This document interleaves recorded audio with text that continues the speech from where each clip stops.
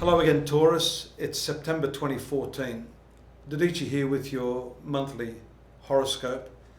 And I guess the key word for you now is transformation.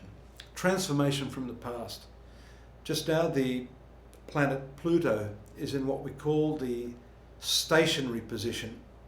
And of course this planet is all about not just change, but change that can come about through some fairly intense breakdown of the circumstances around you, leading to a truly remarkable realization. The sector that it's in your case, is the ninth sector, which has to do with your past, spirituality, the higher mind. So this is a very, very significant phase for you in which you can come to terms with a whole lot of things and really piece together where you are at this point, how the past has actually affected you, and where that can take you in the future. That's also significant because around the 6th, we see the movement of your ruling planet, Venus, into the 5th sector of Virgo. Last month I talked about how it was in the 4th sector. So a lot of your focus would have been on family matters, the home, just finding that peace of mind within yourself. 5th sector is the future karma point. It's also love affairs, but I'm focusing a little bit more on how this is going to impact upon you in terms of radical change, transformation, a real shift in your awareness that is not, I guess, tied to one specific area of your life. It's more to do with an overall perception of things, dealing with things generally. And that's what I think this month and the movement of the planets are all about for you. Take a look on the 14th, just after the full moon of the 9th, which is in Pisces, actually. These two aspects are very, very strong for you. The first one being in the 11th sector does indicate a beautiful time with friends, and I guess a realization of some of your long cherished dreams. There could be something associated with a friend, coming together with a friend, where you can do things together that are really meaningful. So this transformative process that I'm talking about finds common ground with your friends at this time. You start to realize that you do have allies and people that can augment the sort of states of mind and the transformations you're going through yourself. They may be going through the same sorts of transformations as well.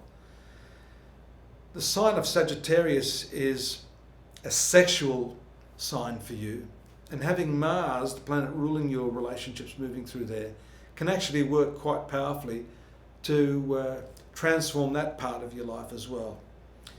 Particularly because I mentioned last month you've had this Mars and Saturn combination in the 7th house of relationships. That's very frustrating, very devitalizing. That shifts right now on the 14th, and that moves away from the square aspect too that we've seen with Jupiter. That can be very challenging. That's easing up a little bit now.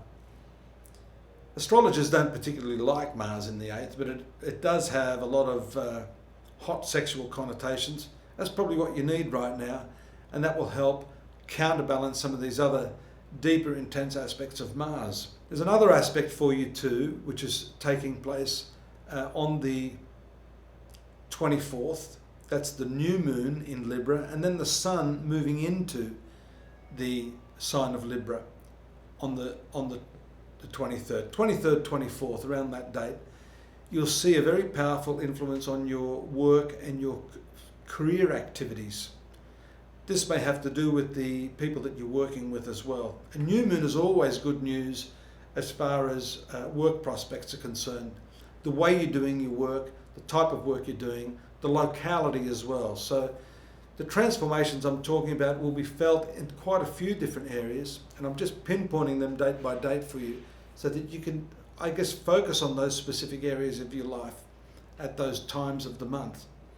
So in short, if you're looking for new work, if you're trying to change the sort of status quo in the working environment, the procedures that you use in your work, these are all very well supported by these planetary transits around the last week of the month. The 28th is also significant in that Mercury moves into the sign of Scorpio. We just mentioned that as being your sign of relationships. So that's a planet of communication, connectivity by the spoken word. But yeah, Scorpio is very intuitive as well. So communication is sometimes not only the spoken word. Perhaps you and your partner, your lover or your spouse, are going to be better equipped to connect on that unspoken level during this period. At the end of the month, we see your ruling planet again, another one, moving into the sixth house, that house of work and activity associated with co-workers, that sort of thing. Being your ruling planet, this I think is going to be strong because it's in its own sign in Libra. And I guess what I have to say there is that the month finishes on a fairly good note, particularly on work matters.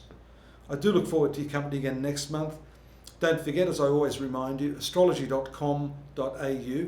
We're now transcribing the monthly forecast that I'm doing here on video, so you can actually read what I've said. That might make it easier for you to refer back to if you want. We've got our daily readings and also the contextual framework of the yearly readings, along with a whole lot of other stuff. Hope to see you there, and again here next month. Take care.